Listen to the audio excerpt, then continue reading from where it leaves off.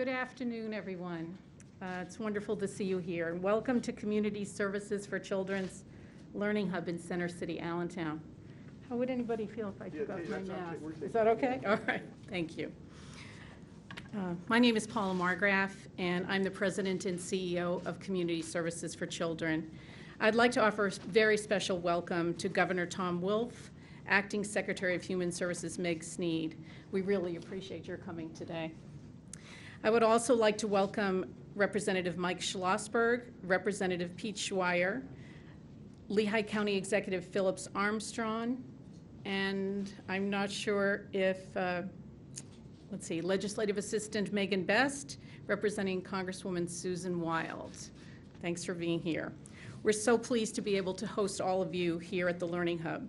Since 1965, when Community Services for Children began as a Head Start program, our mission to prepare young children and their families for success in learning and in life through innovative, comprehensive, leading-edge services remains constant. With support from the federal, state, and county government, and so many partners and donors, we're able to provide Head Start, Early Head Start, and Pre-K Counts early learning services to over 1,500 children in the Lehigh Valley today. Through the Early Learning Resource Centers, spanning 17 counties, we're able to support over 1,500 child care providers, serve 5,000 families seeking vital resources, and provide child care opportunities for 20,000 children through Child Care Works. None of this happens, though, without the leadership from our governor and committed legislators and support and collaboration from the community. The Learning Hub is really a great example of just that type of collaboration. I'd like to thank J.B. Riley and City Center Corporation for its tremendous commitment. As a result of this partnership and support from other community partners, such as Air Products, PPL, PNC, United Way, Trexler Trust, the Century Fund, and others, CSC is able to host almost 160 children and families experiencing poverty in this beautiful Head Start setting with enhanced programming in STEM, arts, and literacy. With the expansion later of the Neighborhood Resource Center at the Hub, we've been able to establish a single point of contact or one-stop shopping for families in need of any type of help through co-location of the Early Learning Resource Centers, Head Start, Kindergarten Jumpstart, and Valley Health Partners, our new federally qualified health center lookalike. We're thrilled that early childhood and family services for those who need it most is really a central part of the revitalization of the city of Allentown. Early childhood education has been a priority for the Lehigh Valley now because of the long-term transformational impact that it has on children and families. I'm thrilled that Governor Wolf is visiting our Learning Hub today to mark the $30 million increase in state funding that was included in the 2021-22 budget for more of Pennsylvania's 3- and 4-year-olds to attend Pre-K Counts and Head Start. With this year's investment, CSC was able to add 40 Head Start and 40 Pre-K Counts opportunities for young children. This is really an important investment in our community. Our programs at CSC and other area programs are always maintaining waiting lists for our pre-K programs, and these resources will help to reduce them. Nevertheless, today at CSC, there are 498 eligible preschool children on our waiting list, and we know that many more have just not applied, as they know they will probably not get a chance. During normal pre-pandemic times, on any given day, there are 1,000 children ages birth to 5 languishing on waiting lists. When you see firsthand the impact that pre-K is having in the lives of young children, you quickly realize that all children, and especially those who are most vulnerable, should have access to this once-in-a-lifetime opportunity.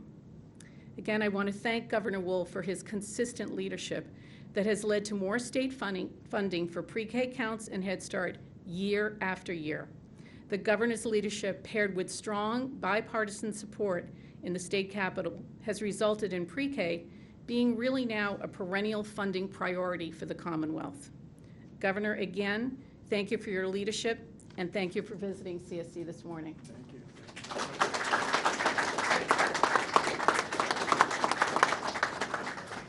You want this back? I'll take mine off too, yeah. So, Paula, thank you for that introduction, and thank you everybody for being here. We're going to hear from Secretary Snead in a minute, but Mike, Pete, thank you everybody for being here. And I think, Paula, you're right. We all recognize the importance of early childhood education. I'm not sure all of you know that around the turn of the 20th century, that was when the high school was created. Up until that point, basic education was basically through 8th grade. And it was after that that the 4 years were tacked on. But it wasn't until the 40s that actually the majority of Americans were actually graduating from high school. And it became sort of a standard thing. We're in the same situation right now. And if we're going to tack on an extra 4 years anywhere in our education system, and I think we've learned this in the Early Learning Investment Commission, all of us who have been committed to early childhood education recognize that those first 4 years of life are probably the most important. If we don't invest in those first 4 years, we're making a really big mistake. It was important, obviously, to invest in high school. And we learned a lot of things and added a lot to our education experience. But think how much we could add to the real education experience and the preparation all of us need to make it through life and do all the things we have to do. 4 years of early childhood education would be great. And that's why I'm a big supporter of it. And that's why I've been a big supporter of the Early Learning Investment Commission since its start, and actually before. PNC is here. We have, and as Paul said, this is a bipartisan thing. This is not a partisan thing. Republicans and Democrats alike understand. Sir, we used to use the old Fram oil filter ad. I don't even know if Fram oil filter makes these ads, but pay me now or pay me later. If we fail to make the adequate investments in early childhood education, we're going to pay for it. We as a society will pay for it in so many ways. So I am really pleased to be here at the Learning Hub as just one more example of what we can do when people put their minds to filling that void in early childhood education. So I've had a chance to meet some of the dedicated staff here, some of the kids, and see firsthand how strong early education programs help Pennsylvania children grow and thrive. In fact, in one of the classrooms, Mike was teaching math and science for 3- and 4-year-olds, which was a little above my pay grade in terms of what I understood, but really interesting stuff. Really made learning math and science interesting. So I know the importance of early childhood education, as I say. And so I have doubled our Commonwealth's investment in early childhood education in the 7 years I've been here, and including another $30 million. By the way, that's not the sum total of what we're putting into early childhood education. That was the increase last year. And the $30 million is going right to high-quality early learning programs. I think, here's a number, just under 3,000, 2,953 new slots. But as Paula said, we still have, right just in this community, 400 on the waiting list. That should not be. We're cheating ourselves here by having that. And the Head Start Supplemental Assistance Program, 316 new slots. So over 3,000 new slots just in the addition that we were able to put into the budget for this year. But we still need to do a lot more. We know that children who learn in high-quality pre-K programs perform better in school. They're more likely to graduate. They're more likely to go on to post-secondary education. That's really important. Access to supportive, high-quality early care and education is absolutely crucial. They're good for children, but again, as I said, they're good for our economy. Parents and caregivers rely on affordable, accessible child care to join the workforce, to go to work every day. One of the problems with the lack of folks who are willing to do what you all are willing to do, and that is teach 3-year-olds, 4-year-olds, and toddlers. We have parents who can't go to work. And when we have parents who can't go to work, those are jobs that don't get filled, and those are products and services that don't get provided in our economy. We all suffer when we don't do an adequate job in providing for early childhood education and child care. So I know that finding affordable child care is a top concern for families of all sorts, early childhood education, child care, and that's why I'm working rapidly, actually through groups like yours, to distribute $655 million of the American Rescue Plan funding to stabilize the child care industry. We need more spaces in early childhood education, in child care, and part of that problem is we need to make sure that people want to build careers and that we're paying adequately the folks who choose to go into these. We can't just rely on the idea that this is something that really is wonderful and it's fulfilling and it's rewarding. All of those things it is. There's a psychic return that everybody involved in this industry gets. We need to make it pay as well. We need to make sure the physical return is there. And so we need to get back on track from COVID, but we also need to recognize the responsibility all of us have to ourselves, certainly to our children, and to everybody to make sure that we're fully funding and making sure that people in this industry understand how important they are so that we back up the pats on the back with real money. So thank you, and now I am very proud to turn this over to one of the giants in this field, Meg Sneed, who is the Acting Secretary of the Department of Human Services and you've been here with my administration since the start. So this is her second secretarial stint, and it's great to have you. So Meg Sneed.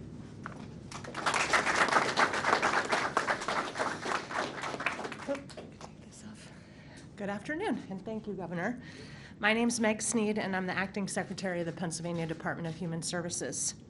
At DHS and throughout the Wolf administration, we are fully committed to doing everything in our power to help Pennsylvania recover from the COVID-19 pandemic and its economic impacts.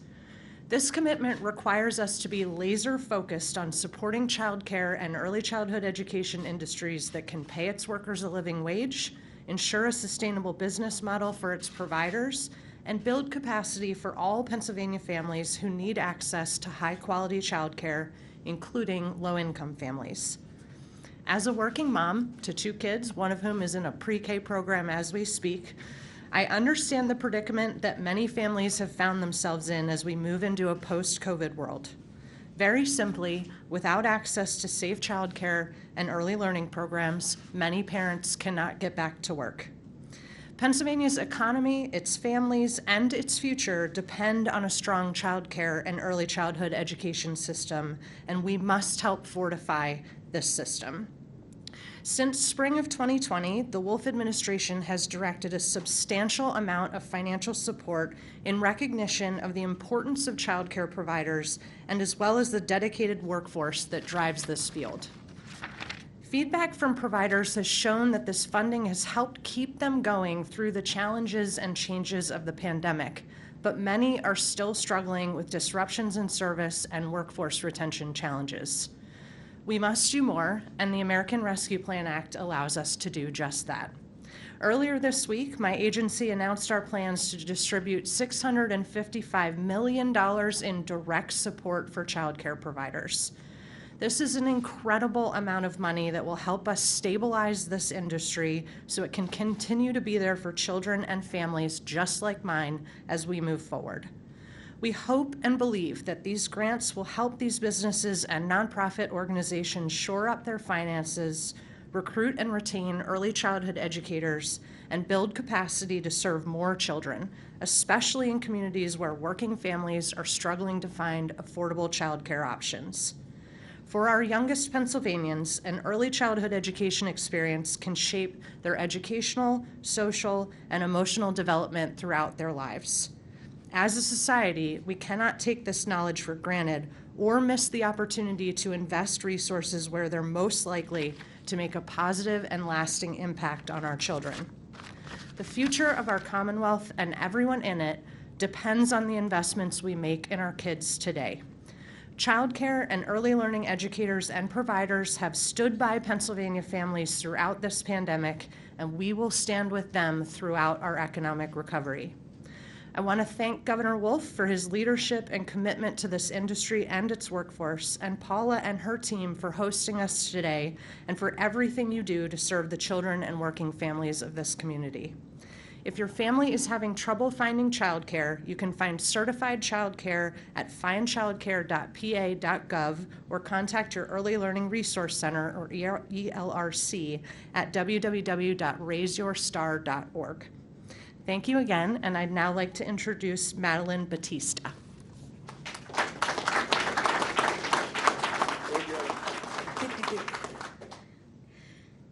Good afternoon, everyone. Thank you for including me. Well, I'm sweaty, I'm sorry. Preschool education is truly once-in-a-lifetime opportunity. I have experienced it for myself and with my own child. I started working as an assistant teacher in the Head Start program back in 1999. I applied because I like their mission, vision, and values. I believe our service has reached out to the community in so many ways. It has helped me and other parents to advocate for our children. Head Start has helped me and the families we serve in receiving resources to continue to help other children with their education to help them achieve higher goals. My son was in the early Head Start and in the Head Start program. The dedication, passion, love the teachers gave my son has helped him become the young man he is today. Today, he is curious, helpful, respectful, confident, and enjoys to help others. My son was awarded with the second Head Start Alumni Scholarship. He is doing very well and enjoying his second year at Penn State University. I enjoy coming to work every day knowing that I can make a difference in a child's life. I enjoy to see children's growth and progress as the school year goes by. All kids in Pennsylvania deserve this opportunity. Governor, thank you for visiting us today, and thank you for being a champion at pre-K. It is my pleasure to introduce David Lewis with the United Way of the Greater Lehigh Valley.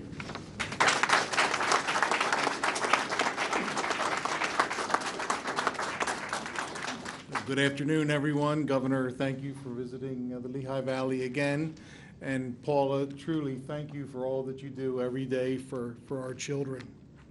At United Way of the Greater Lehigh Valley, we believe that everyone deserves opportunities to lead a prosperous life from the very beginning.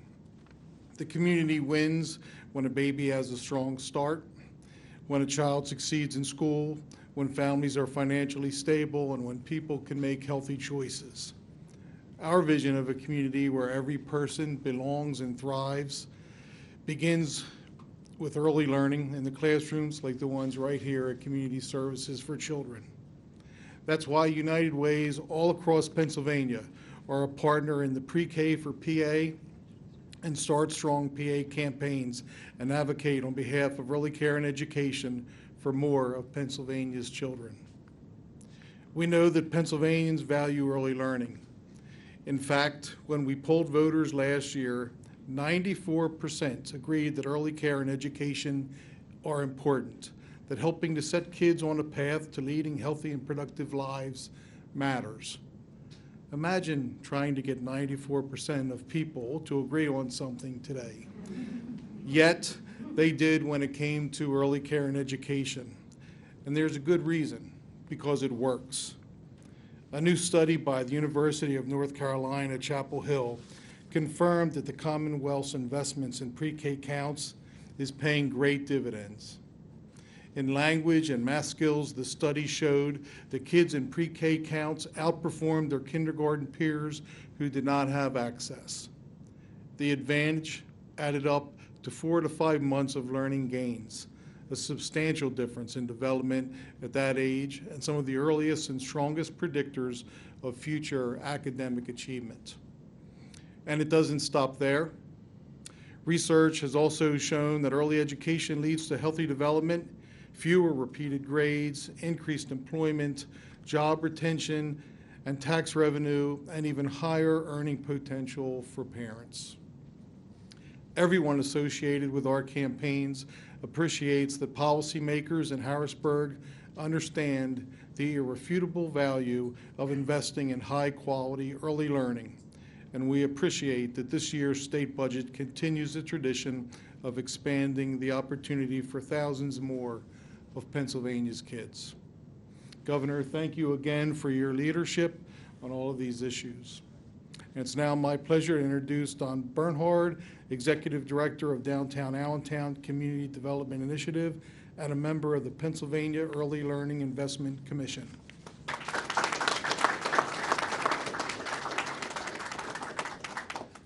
Thank you, Dave. It's my pleasure to be here this afternoon to represent the Pennsylvania Early Learning Commission, which is a network of business leaders that come to the issue of early childhood education from a workforce development perspective.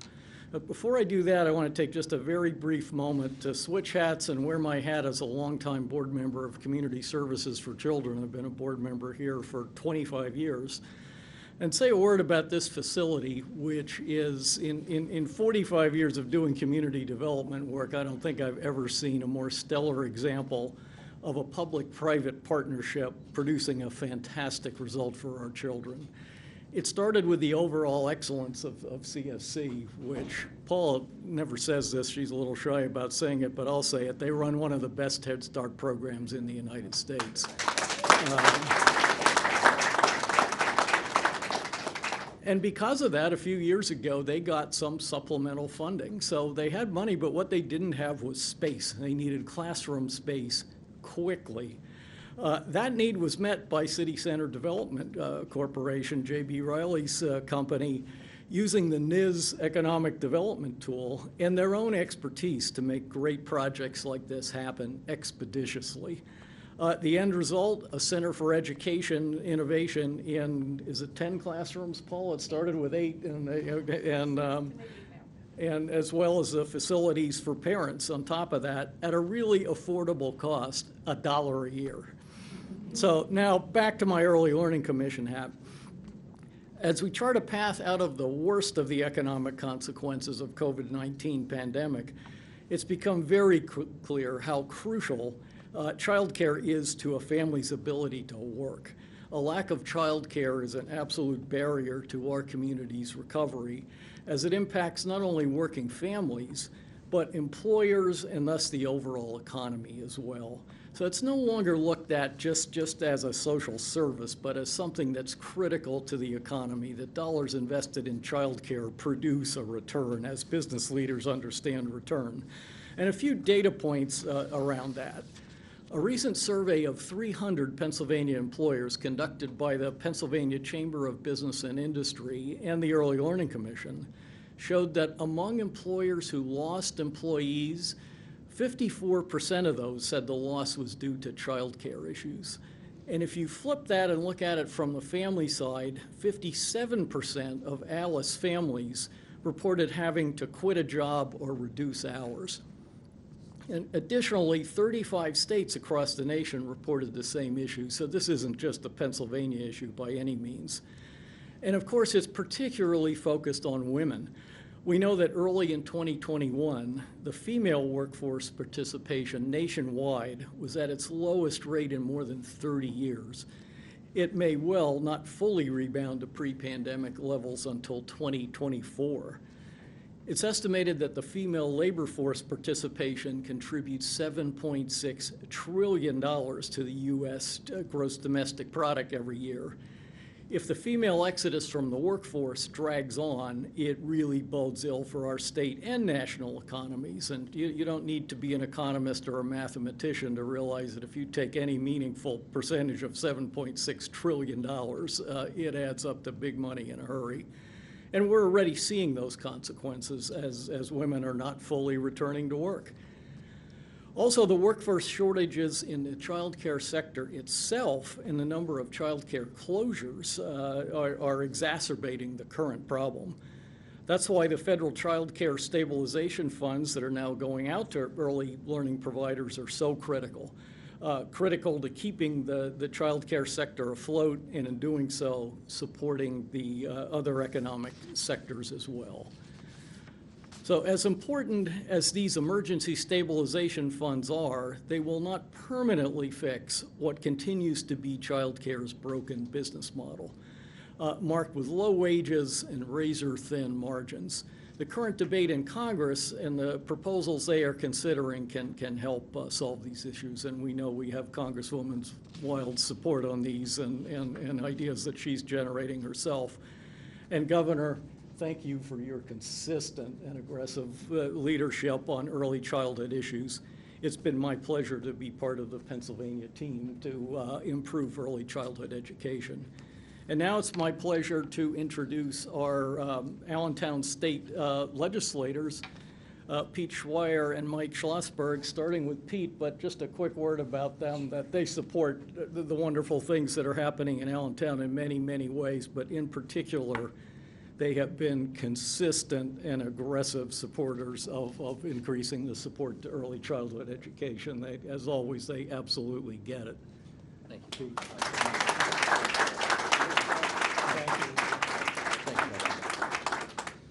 Good afternoon, everyone. And on behalf of all of our colleagues, and you'll hear from my colleague, Representative Schlossberg, in just a moment, I want to thank the governor, your entire administration.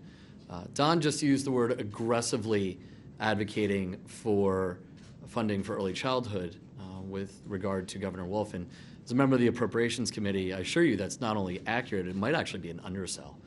Right now in Harrisburg, we have to aggressively advocate for anything.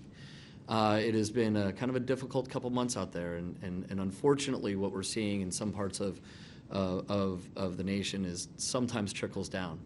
The one area where there's very rarely a dispute that there's value to in public investment is early childhood.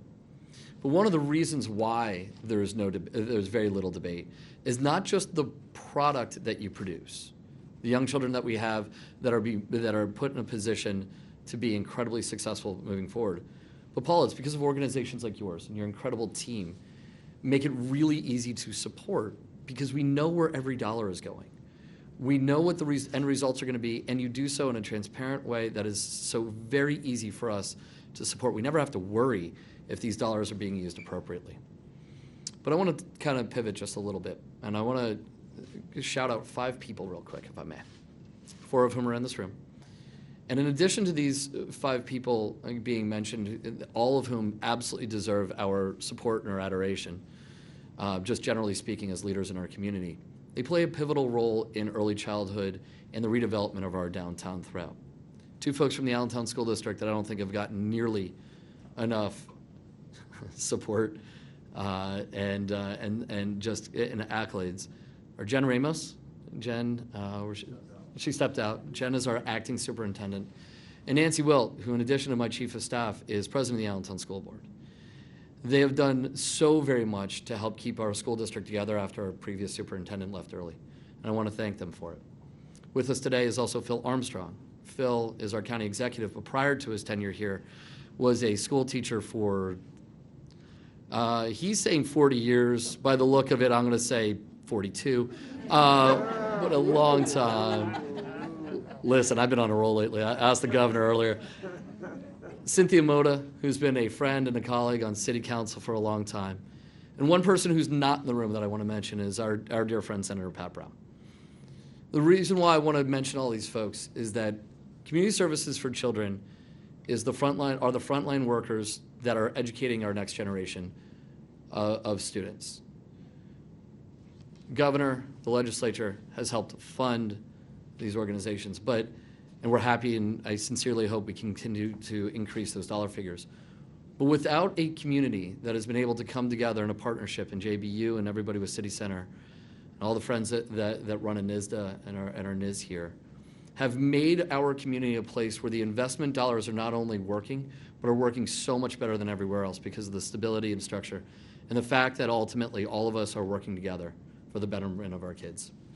One last quick story before I turn it over to Representative Schlossberg. At the start of the pandemic, our school district, about 17,000 kids in our school district, did a survey of the families and the households that we have here. My children are 2 of the 17,000 kids that go to school here.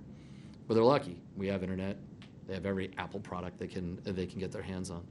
But we had over 3,000 students in the Allentown School District, 3,000 households, about 4,500 students in the Allentown School District that did not have access to the internet. Try teaching your children at home and helping them learn when you're running to the elementary school, middle school, or high school to get photocopies of textbooks because they can't log on to Ingenuity, Google Classrooms, or any of the other devices that we had. Governor Wolf, Senator Brown, Representative Schlossberg, and I talked to our leaders in the school district at the time and realized that this was a problem. We were able to come together to be able to solve this problem. But imagine how hard it would have been for those 4,500 kids, those 3,000 households, to be able to move forward if they did not get that head start. If they did not have those advantages for those children that were lucky enough to get in one of these spots, to be able to navigate this incredibly difficult period that we've had. So on behalf of, again, and I want to turn it over to Representative Schlossberg, but on behalf of the entire Lehigh Valley delegation and my colleagues, Governor, thank you for your tireless effort. Paula, thank you for all that you're doing here for our kids. And just for us in the Lehigh Valley, let's take a minute and just say, we're able to get to this point because we're able to do it together. And it's a nice model for the rest of the Commonwealth. Mike?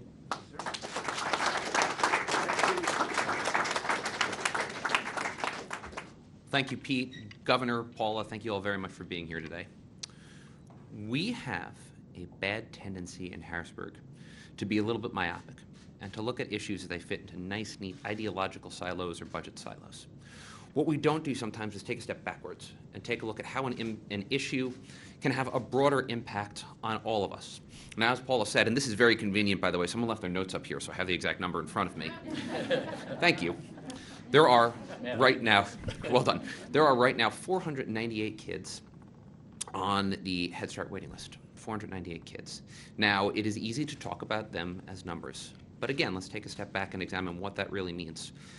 There are hundreds of families in Allentown right now whose parents or family members cannot get the job that they want because they can't get their child the child care that they can afford or that their kids deserve.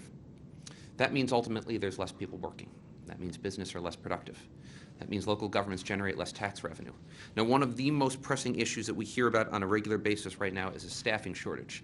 And one of the lies that I think we've been relatively consistently told by some people who I have some ideological disagreements with is this notion that people are lazy, that they don't want to work, and that they're staying home right now because they have enhanced benefits. Talking about the numbers that Don brought up, looking at this 498 waiting list, folks, people want to work. But if they don't have anywhere to put their kids to make sure that their kids can get a world-class early childhood education, they can't get to the office, they can't get to the plant, and they can't get the jobs that they want. And I think we have to, in Harrisburg, acknowledge the massive impact that some issues have. And one of those chief issues is, without a doubt, early childhood education. And then again, continuing along those lines, if a kid doesn't get an adequate early childhood education, they start school behind. If they start school behind, they need more resources from the school district. In places like Allentown, where over 90% of our kids qualify for a free or reduced lunch, those issues are massive. Then take an even bigger step back. We know that the kids who are in these situations right now are disproportionately living in poverty or students of color. That has the potential to continue to harm the future of these individuals of color and make sure, quite frankly, that they don't have the same quality of life that someone who looks like me does. Early childhood education is more than a political issue. It is a linchpin issue. It's an issue that can determine the fate of a child for their entire life. Now, we've made some excellent strides in Harrisburg, as the governor said, adding $30 million this year, working together, Democrats and Republicans, and giving people like Paula and the other early childhood education providers the opportunities to be successful. But the truth is that it's not enough. It's just not enough. Early childhood education is a linchpin issue because of the impact that it can have on all of us in the future, not just the kids, but their family and the community at large as well, which is why we are here today talking about this issue and talking about the need to increase investment in this issue, especially when it comes to the $7 billion that we put away into the rainy day fund when it is, quite frankly, raining right now. So on that note, thank you all very much for being here. Thank you, Governor, for your investment in early childhood education. Thank you all for your passion for it.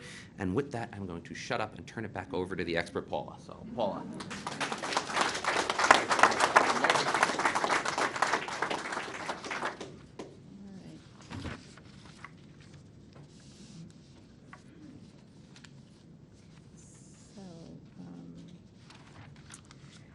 All right. Thank you again. I want to thank Governor Wolf, Acting Secretary Sneed, for their leadership and their commitment to both growing access to early learning and working with providers to ensure this very stable sector is maintained. We talked a little bit about the ARPA funds and the American Rescue Plan funds in Pennsylvania, and through our Early Learning Resource Center, I'm really happy to say that just since this announcement at the end of last week, In Lehigh County, we've already received 218 applications or intentions to apply out of 399 regulated providers who are eligible. So that's a really good start. And what that tells us is that these funds are really needed. We're grateful that they're coming this way in the Valley, and they will go such a long way to helping the child care industry recover, maintain, and be able to move forward. I want to thank this community of support that is thriving and working so hard here in Allentown and Lehigh County to really make high-quality child care and pre-K accessible to every child. So I'd like to turn it over now to Governor Wolf, and he'll take questions. Thank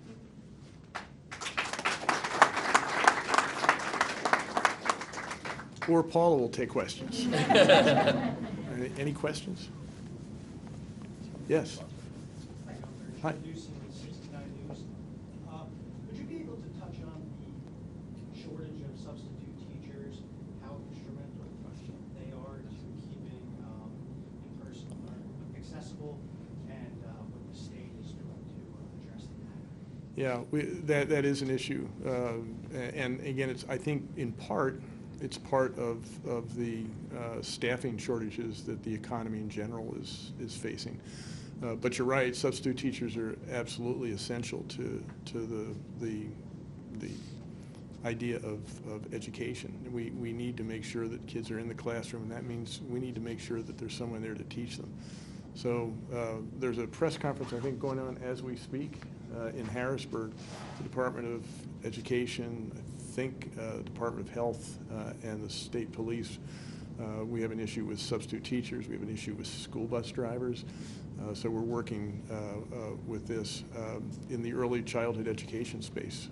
Again, big gap in terms of even where we were before the pandemic. And where we were before the pandemic is not where we need to be. As so many speakers have said, we need to do much better than that. So this is a big issue.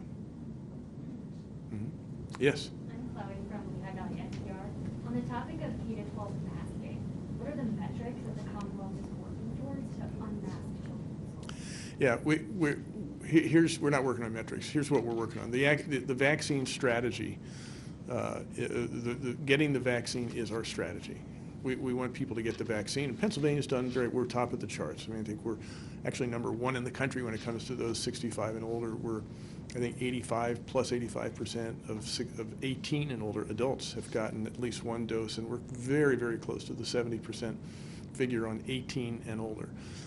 We have a problem, though, because those under the age of 12 can't get the vaccine. So our strategy is the vaccine.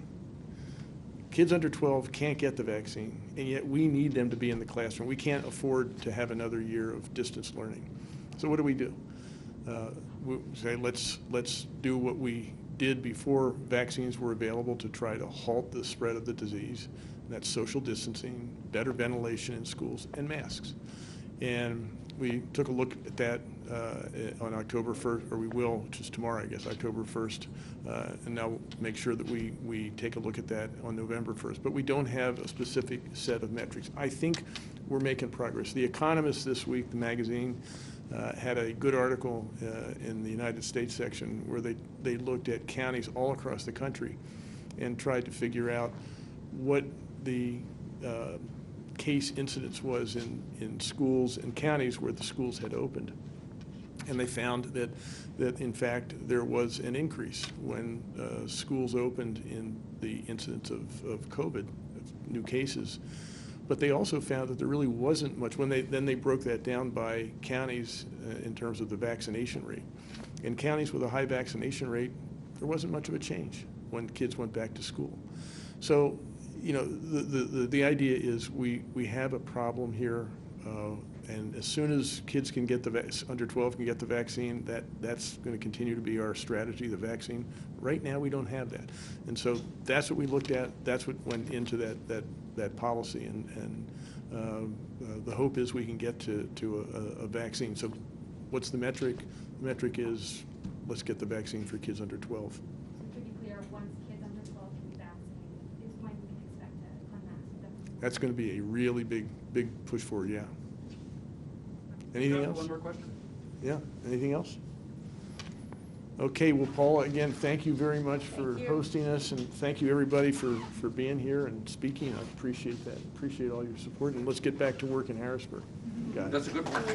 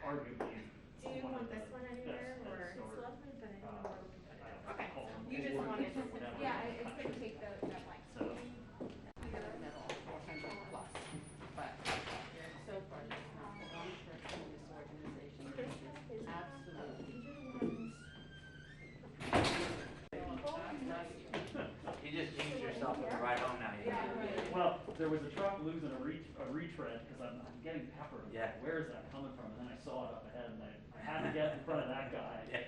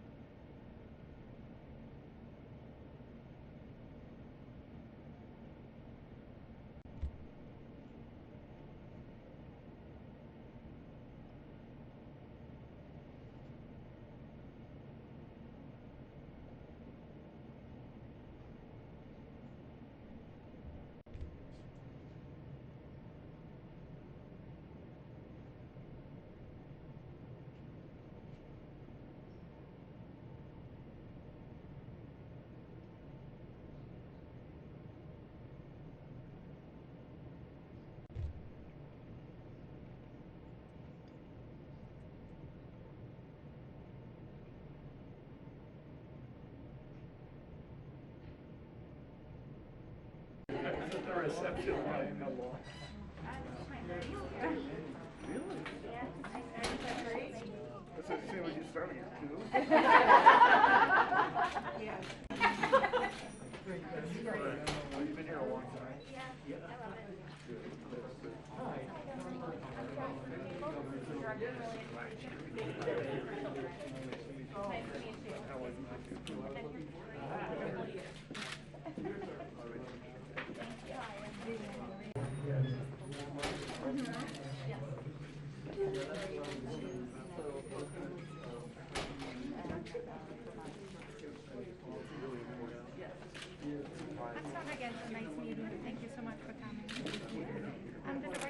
program operations for Head Start, early Head Start years. Yeah, 19.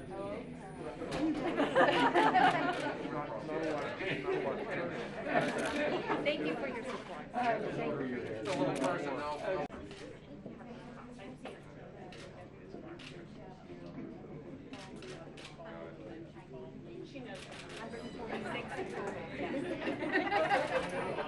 The Learning Hub is a public-private partnership. City Center they really renovated this entire space. Kind of incredible. We were really looking for a space. The Morning Call building, part of the renting, and yes. Still got a little bit of that in the back. So what we have here is a space that's user-friendly for both children and their parents. And there are 8 Head Start classrooms here serving 3- and 4-year-olds from families. And the other 2 classrooms that we have spoken to from our clients focus. So we have artists and residents who come here to work with the children. We also work with moms who focus. So we work with the United Way, we have Ellie Reed, and also Copy Kids who provide books to children throughout the entire experience here. So each classroom kind of has a unique focus in addition to the other.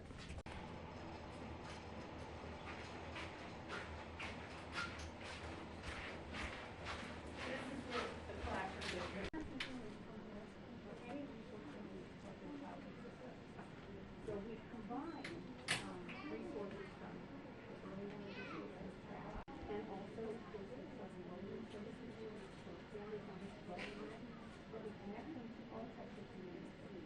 And then in addition, we have our Valley Hub. Wow, very similar to So, what are you making a hole in it?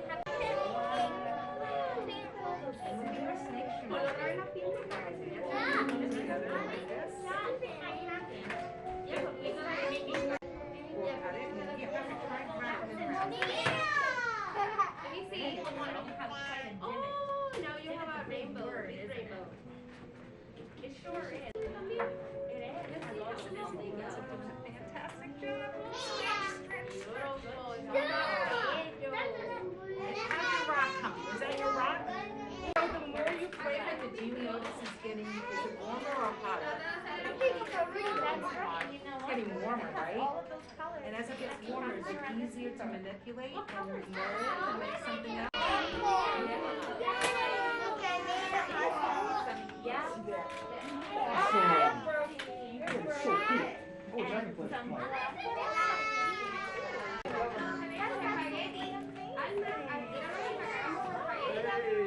Can we say hi to our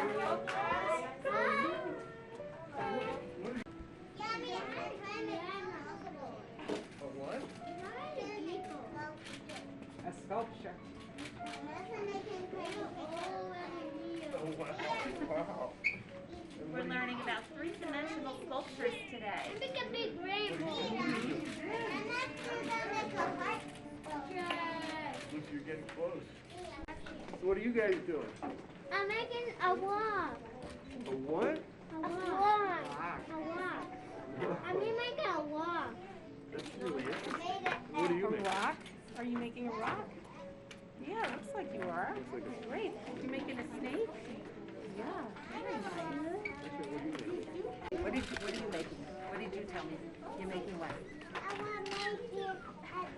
I don't know. She was making a shirt for her mom before. Oh, okay. Yes.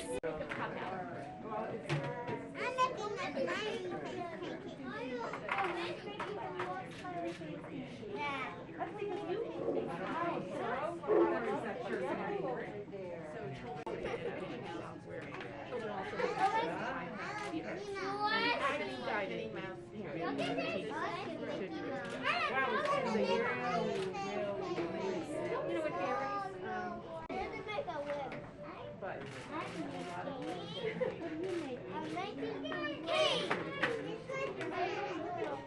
No, you don't have that one anymore. I like this one.